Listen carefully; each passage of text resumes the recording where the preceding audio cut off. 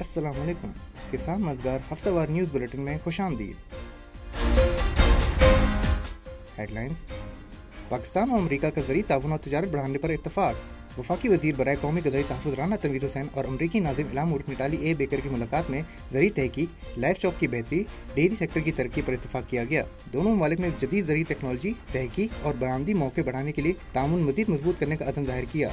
सिंध हुकूमत का 55.9 अरब रुपए का गंदम काश्त मामलती प्रोग्राम शुरू। सिंध हुकूमत ने बेनज़ीर हारी कार्ड प्रोग्राम के तहत गंदम की काश्त को फरोग देने के लिए 55.9 अरब रुपए मखसूस कर दिए हैं। पहले मरहले में 4 लाख किसानों को 22,60,000 एकड़ जमीन पर काश्त के लिए माली इमदाद दी जाएगी, जबकि 50,000 हारी कार्ड इस माह के आखिर तक सिंध बैंक के जरिए जारी किए जाएंगे। वफाकी हुकूमत ने गंदम पॉलिसी 2025-26 की मंजूरी दे दी। इमदादी कीमत 3500 रुपए फी मन मुकर्रर। वफाकी हुकूमत ने गंदम पॉलिसी 2025-26 की मंजूरी देते हुए इमदादी कीमत 3500 रुपए फी मन मुकर्रर कर दी है। पॉलिसी के तहत वफाकी और सूबाई हुकूमतें 62 लाख टन गंदम खरीदेंगी, जबकि सूबों के दरमियान गंदम की नकलो हरकत पर आयत पाबंदी भी खत्म कर दी गई है।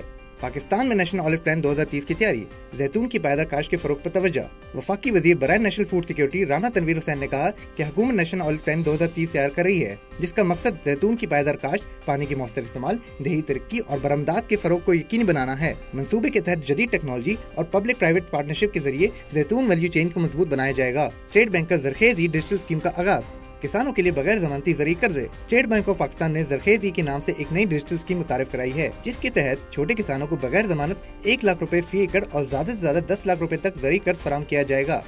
गुज़िश्ता हफ्ते में किसान मददगार हेल्पलाइन पर मौसूल होने वाले 5 अहम सवालात। प्याज की फसल से रुई दर फफूंदी के तदारक के लिए क्या करना चाहिए?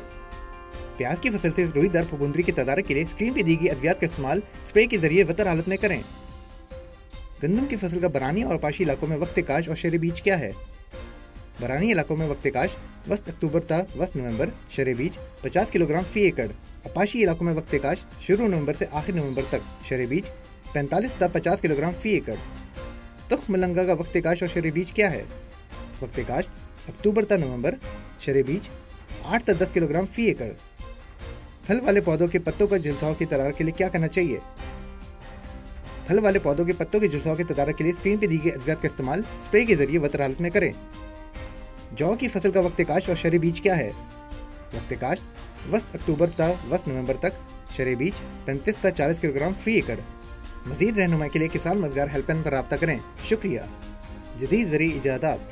केबल कार के जरिए पैदावार की नकलो हमल।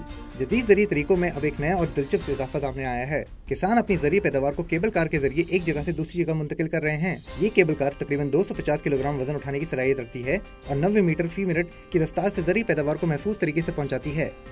मौसम। महकमा मौसमियात के मुताबिक मुल्क के बेशतर इलाकों में मौसम खुश्क रहेगा, जबकि शुमाली और पहाड़ी इलाकों में रात और सुबह के वक्त मौसम सर्द रहने का इम्कान है। पाकिस्तान के दीगर शहरों में अगले हफ्ते के मुमकिन दर्जा हरारत किए रहने के इम्कानात हैं।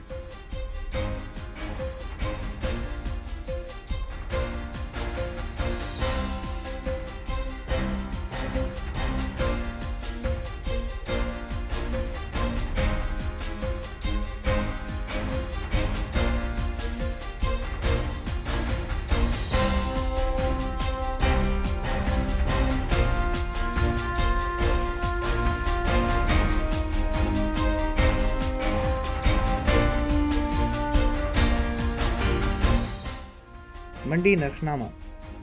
गुज़िश्ता हफ्ते में मंडी के नर्ख ये रहे।